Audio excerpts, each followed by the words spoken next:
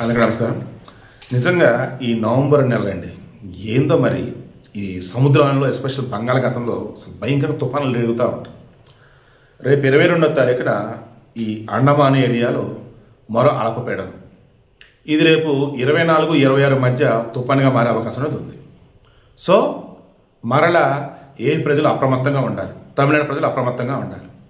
ఎందుకంటే ఈ అల్పపీడనం తుఫానుగా బలపడి తీరం వైపు కనుక వస్తున్న మూమెంట్లో ఏమాత్రం తీవ్రతరం అయింది అంటే మరలా విధ్వంసం తప్పదు. సో సింపుల్ 1 మినిట్లో ఇచ్చేస్తారు.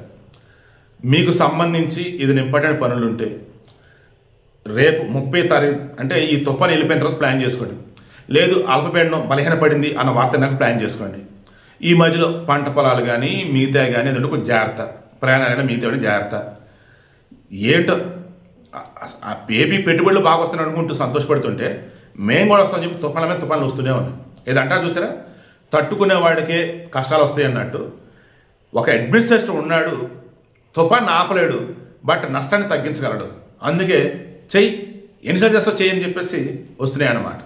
జాగ్రత్తగా అయితే నుండి ఏపీ వాళ్ళు, ఏపీ తమిళనాడు 2 రాష్ట్రాల వాళ్ళు 22 తర్వాత 24, 25, 26, 27 ఈ 4 తేదీలలో కొంచెం ఎఫెక్ట్ అయితే గట్టిగా ఉంటుంది.